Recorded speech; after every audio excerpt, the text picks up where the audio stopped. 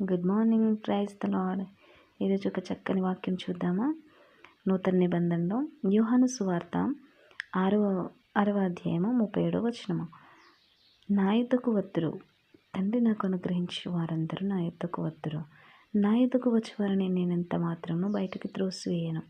ఇక్కడ మనం వాక్యం చూసినట్లయితే దేవుని యుద్ధకు వచ్చేవారిని దేవుడు ఎంత మాత్రము త్రోసివేయనంటున్నాడండి. కాబట్టి మనము దేవుని యుద్ధకు వెళ్ళడానికి ప్రయత్నం చేద్దాం. ప్రతి ఒక్కరు దేవుని యుద్ధకు రావడానికి ఇష్టపడుతూ ఉంటారు. చర్చ్ అంటే బోరింగ్గా ఫీల్ అవుతారు.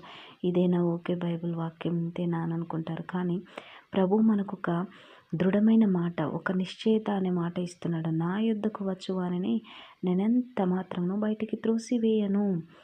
ఎవరైనా మనము వేరే వాళ్ళ ఇంటికి, మనకు ఇష్టంగా ఉన్న వారింటికి కావచ్చు, మనకు విరోధంగా ఉన్న వారింటికి కావచ్చు, మనం వెళ్ళినప్పుడు వారు ఖచ్చితంగా మన మొహం మీదనే డోర్స్ వేస్తారు.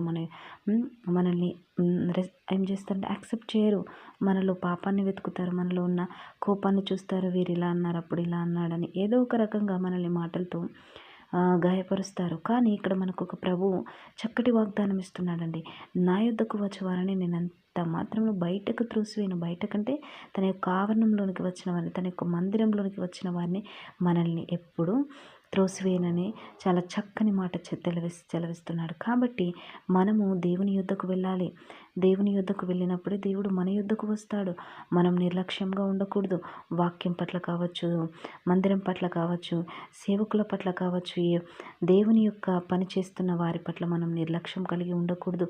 మరి ముఖ్యంగా మన యొక్క దేవుని పట్ల మనం నిర్లక్ష్యం అనేది తొలగించుకోవాలండి. ఎందుకంటే మన దేవుడు సజీవుడు, మనల్ని సృష్టించిన సృష్టికర్త అయి ఉన్నాడు. మనము వాక్యం ప్రతిదినం ధ్యానిస్తున్నప్పుడు మనలో చేంజెస్ అనేది వస్తూ ఉంటాయండి. మనలో మార్చుకోవాల్సినవి ఏంటో మనమే అర్థమైపోతూ ఉంటాయి.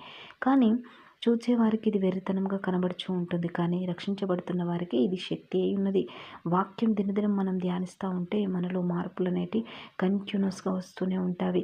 కాబట్టి మనం ఎక్కువగా దేవుని ఆరాధించట్లో, దేవుని మీద ఇష్టం కలిగి, దేవుని మీద ప్రేమను కలిగి, దేవుని యొక్క వాక్యానికి ప్రయారిటీ ఇస్తూ మనము ముందుకు సాగినట్లయితే మన జీవితంలో గొప్ప గొప్ప మేళ్ళను మనం చూడగలుగుతాము.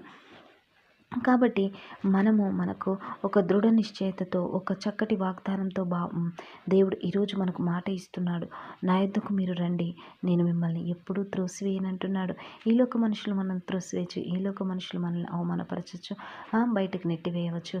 ఇరుకులో కానీ ఇబ్బందిలో కానీ ఉన్నప్పుడు మనల్ని ఆదరించేవారు ఉండకపోవచ్చు, దరి చేర్చుకునేవారు లేకపోవచ్చు. కానీ మనకంటూ ఒక ధైర్యం ఉంది అండి. ఎవరు అనంటే అది యేసుప్రభు మాత్రం. మనకంటూ ఒక దృఢ నిశ్చయత, ఒక ధైర్యం అనేది ఎవరిస్తున్నారండి? యేసుప్రభు ఇస్తున్నాడు. కాబట్టి